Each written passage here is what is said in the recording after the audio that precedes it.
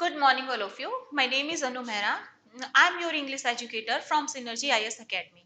Today we will discuss our first chapter, the last lesson, written by the last lesson written by Alfonso Daudet. Alphonse Daudet का first chapter है the last lesson. तो इस chapter को discuss करने से पहले हम इस चैप्टर का इंट्रोडक्शन देख लेते हैं कि क्यों ये किस सिचुएशन में ये जो चैप्टर है वो लिखा गया था। ये जो चैप्टर है वो है फ्रैंको पर्शियन वॉर के ऊपर। जो फ्रैंको पर्शियन वॉर है वो कब हुआ था? 1870 टू 1871। इस टाइम पीरियड में ये फ्रैंको पर्शियन वॉर हुआ था और इसमें जो है फ्रांस है वो हार गई थी और कौन जीता था? पर्सिया। पर्सिया एक्चुअल में उस टाइम पे पोलैंड, जर्मनी और ऑस्ट्रिया के रीजन को मिला के बना था, उसको बोलते थे पर्सिया। और जो ये वॉर हुआ था उसका लीडर कौन था? बिस्मार्क इसका लीडर था। तो जब ये फ्रांस है इसके ऊपर ये कंट्रोल, पर्सिया फ्रांस के ऊपर कंट्रोल कर लेती है, तो ये फ्रांस की दो डिस्ट्रिक्ट होती है, एल्जेक और लॉरियन, इन दोनों के ऊपर कंट्रोल कर लेती है। अब ये सिर्फ जो पर्सिया की जो आर्मी है, जो पर्सिया है, पर्सिया गवर्नमेंट सिर्फ इन दोनों डिस्ट्रिक्ट को पॉलिटिकली कंट्रोल नहीं करना चाहती, ये इसके ऊपर ओवरऑल कंट्रोल करना चाहती है। और ओवरऑल कंट्रोल करने का सबसे अच्छा तरीका क्या होता है कि हम किसी भी अगर कंट्री को ओवरऑल कंट्रोल करना चाहते हैं तो आप वहां की नेटिव लैंग्वेज को बैन कर दो और वहां की नेटिव लैंग्वेज के और अपनी जो लैंग्वेज है वो उनके ऊपर थोप दो। तो यही काम किया था पर्शिया ने। तो ऐसे ही इसी चीज के ऊपर हमारा ये जो चैप्टर है वो इसी के ऊपर बेस्ड है। तो यहाँ पे क्या है कि इसमें के किस सिचुएशन को दिखाया गया? इसमें टीचर की सिचुएशन को दिखाया गया, उनके फीलिंग को दिखाया गया कि जब उनको ये बोल दिया जाता है कि आज के बाद आपको जो फ्रेंच पढ़ाने वाले जो टीचर थे उनको ये बोल दिया गया था कि आज आपका लास्ट डे है, कल से आपको फ्रेंच लैंग्वेज नहीं पढ़ानी। तो उस सिचुएशन में एक जो टीचर है, जो फ्रेंच का टीचर है, वो कैसा फील करता है, उसी फीलिंग को एक्सप्रेस कराया गया है इस चैप्टर में। तो चलो हम चैप्टर स्टार्ट करते हैं। तो जो इस चैप्टर का जो नरेटर है वो है फ्रेंच। अब ये फ्रेंच है, एक छोटा सा बच्चा होता है। अब Franz fear while going to school. अब फ्रेंच को, एक छोटे से बच्चे को स्कूल जाने के लिए क्यों डर लगता है? इसलिए लगता है क्योंकि अब उसने अपना होमवर्क कंप्लीट ही नहीं किया है। जब एक बच्चा अपना होमवर्क कंप्लीट नहीं करता तभी तो उसको स्कूल जाने में डर लगेगा। ऐसे ही सेम कंडीशन किसकी होती है?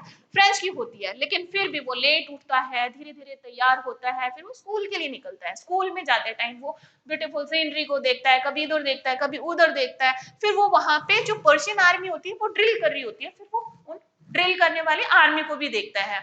फिर वो कहाँ से क्रॉस करता है? टाउन हॉल को क्रॉस करता है। तो यहाँ पे scene at town hall, town hall में वो क्या देखता है कि वहां पे एक बुलेटिन बोर्ड लगा होता है और बहुत सारे लोग हैं वो उस बुलेटिन बोर्ड के ऊपर झुके होते हैं। अब वो बुलेटिन बोर्ड क्या होता है? जैसे कि स्कूल्स में होता है एक नोटिस बोर्ड होता है, जितना भी इंपॉर्टेंट नोटिस होती है, इंफॉर्मेशन होती है, तो हम नोटिस बोर्ड के ऊपर लगा देते हैं जिससे कि सारे स्कूल को पता लग जाता है। वही सेम कंसेप्ट इस बुलेटिन बोर्ड का था जो टाउन हॉल में लगा था। तो यहाँ पे पर्शिया की जो गवर्नमेंट को कोई भी अगर इंफॉर्मेशन देनी होती फ्रेंच के लोगों को, फ्रांस के लोगों को, तो क्या करती कि टाउन हॉल में इस बुलेटिन बोर्ड के ऊपर वो इंफॉर्मेशन को लगा देते जिससे कि वो पूरे सब लोगों को पता चल जाए।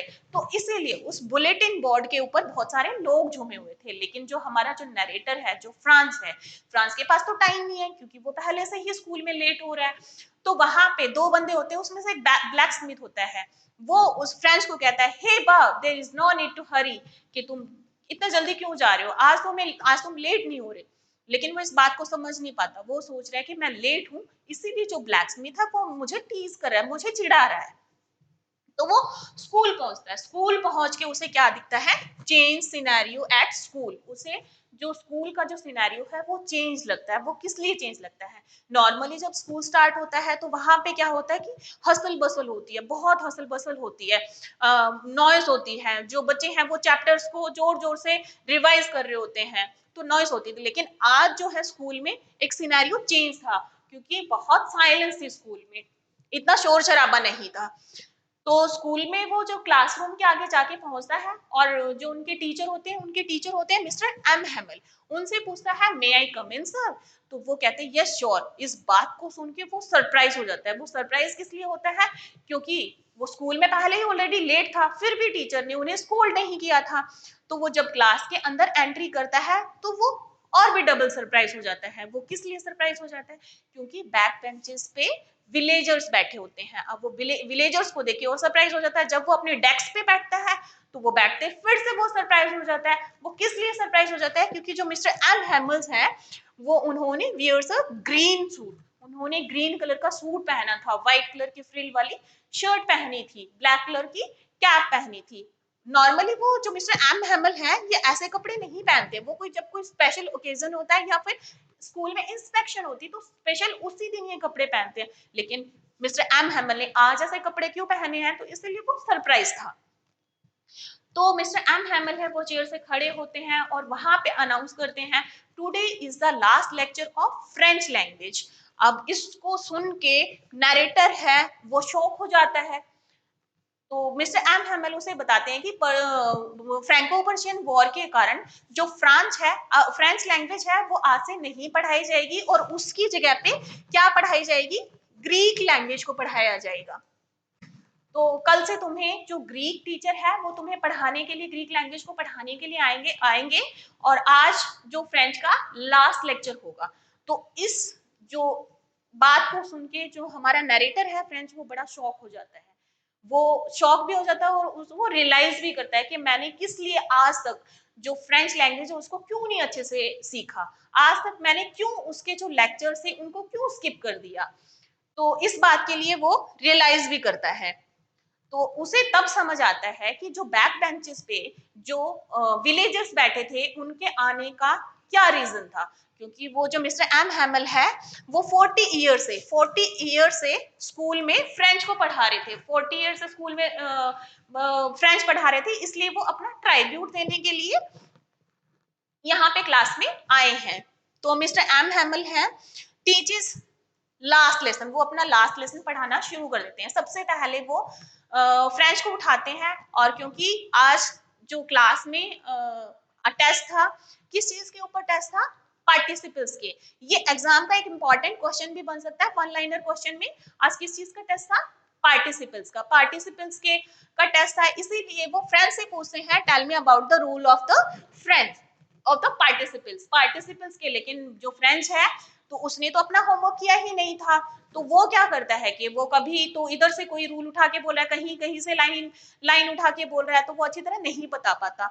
लेकिन फिर क्या करते हैं कि जो मिस्टर एम हैमल है उसे बैठा देते हैं। तो मिस्टर एम हैमल बोलते हैं कि अब जो बच्चे हैं वो सीख नहीं रहे हैं, इसके पीछे किसका फॉल्ट है? इसके पीछे उनके पेरेंट्स का फॉल्ट है, क्योंकि वो उनको पढ़ाने के अलावा फील्ड में काम कराना ज्यादा पसंद करते हैं और मिल में कुछ पैसों के लिए मिल में काम करवाना भी ज्यादा पसंद करते हैं, ना कि उन्हें फ्रेंच लैंग्वेज को सिखाना पसंद करते हैं, पढ़ाना पसंद करते हैं। और इसके पीछे सिर्फ उनके पेरेंट्स का ही फॉल्ट नहीं है, इसके पीछे हम जैसे टीचर्स का भी फॉल्ट है। क्योंकि मैंने खुद अपने फिशिंग जाने के लिए मैंने इन बच्चों को गार्डनिंग में लगवाया है, या फिर अपने कुछ काम के लिए इनके लेक्चर्स को बंक किया है या फिर उनके लेक्चर्स को ऑफ किया है। तो इसीलिए जो ओवरऑल है, जो टीचर्स और पेरेंट्स दोनों मिलके एक बच्चे के लैंग्वेज ना सीखने का रीजन है।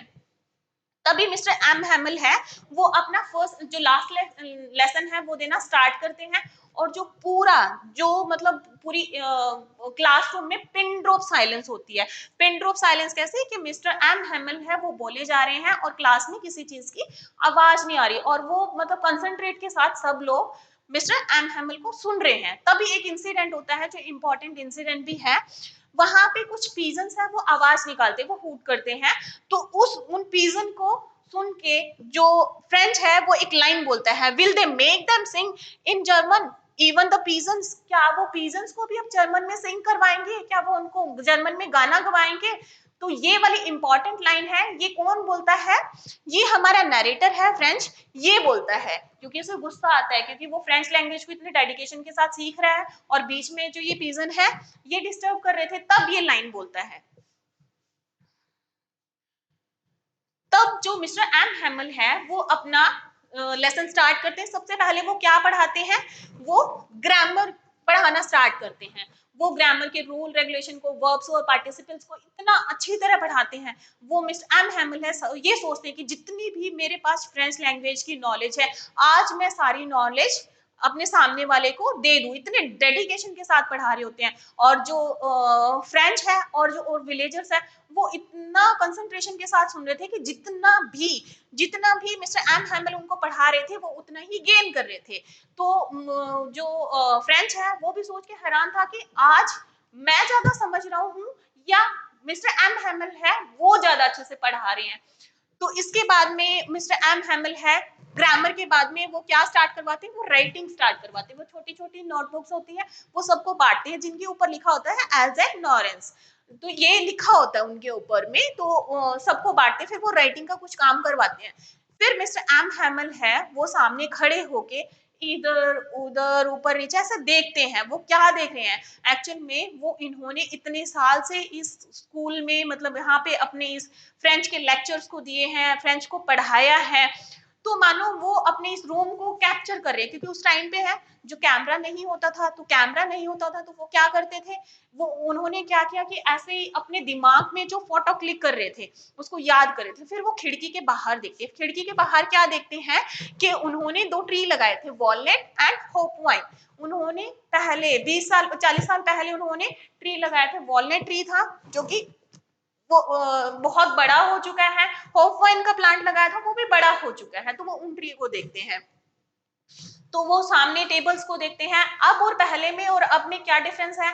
पहले जो ये वॉलनट ट्री था और ये होपवाइन का था, ये छोटे छोटे थे लेकिन अब ये बड़े हो चुके। जो सामने टेबल रखी थी वो पहले नई थी लेकिन अब वो पुरानी हो चुकी है, तो ये चेंज आ गया था।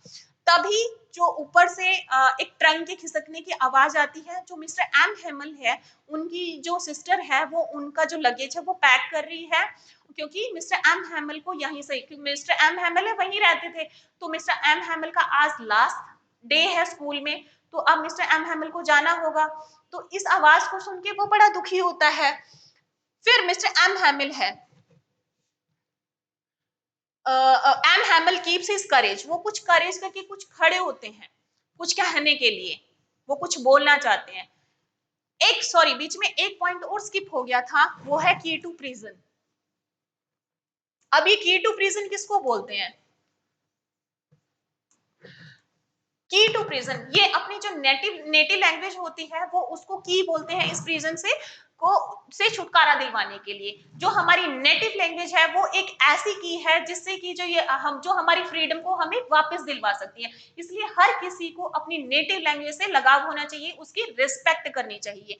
तो मिस्टर एम हैमल है वो मतलब करेज के साथ खड़े होते कुछ बोलना चाहते हैं, तो वो कुछ बोल नहीं पाते। लास्ट में एक लाइन लिखते हैं, विव ले फ्रांस, लॉन्ग लिव फ्रांस, और वो बस अपना लेक्चर को वही खत्म कर देते हैं। वो सिर्फ हैंड जेस्टर के साथ कुछ कहते हैं कि that is over, you can go home. तो बस इसके आगे वो कुछ नहीं बोलते। आई होप कि ये लेसन आपको अच्छी तरह समझ आ गया होगा। तो अब हम आगे इसके थोड़े क्वेश्चन आंसर डिस्कस कर लेते हैं। तो फर्स्ट क्वेश्चन हमारा क्या बनता है, what was Franz expected to be prepared with for the school that day. अब फ्रेंच है उसे क्या एक्सपेक्ट किया गया था कि उसे क्या होमवर्क करके लाना था, वो था पार्टिसिपल्स। पार्टिसिपल्स के ऊपर इसका टेस्ट है ना, पार्टिसिपल्स के रूल इसको याद करके लाने थे। तो फ्रेंच से क्या एक्सपेक्ट किया गया था कि उसे पार्टिसिपल्स के रूल याद करके लाने थे, उनके ऊपर उनका टेस्ट था। What was unusual about school for friends that day? तो unusual उस दिन क्या था। वैसे तो देखो वहां पे जो स्कूल में जब नॉर्मली स्टार्टिंग होती तो वहां पे हसल पसल होता है, तो वहां पे जो नॉर्मल रूटीन था उसकी एब्सेंस थी, absence of the routine, hustle and bustle, repeating the of the lesson and rapping of the teacher's ruler of the table. इन चीज की एब्सेंस थी उस दिन, प्रॉपर साइलेंस थी स्कूल में। थर्ड हमारा जो क्वेश्चन है, what did friends wonder about when he entered the class that day. किस चीज से वंडर करता है, सबसे पहले villagers were sitting quietly on the back benches, इससे वो सरप्राइज करता है। और एक और चीज से सरप्राइज करता है कि जो मिस्टर एम हैमल है उनकी ड्रेसिंग सेंस से लेके कि उन्होंने क्या पहना था, ग्रीन कलर का सूट पहना था, व्हाइट कलर की फ्रिल वाली शर्ट पहनी हुई थी, कैप लगाई हुई थी, इस चीज को देख के भी वो सरप्राइज करता है। Will they make them sing in German? Even the peasants who said these words. इस क्वेश्चन का आंसर आप देंगे. ओके, आई होप कि ये लेसन आपको अच्छी तरह समझ आ गया होगा. तो मिलते हैं हम हमारी नेक्स्ट वीडियो में. Thank you very much.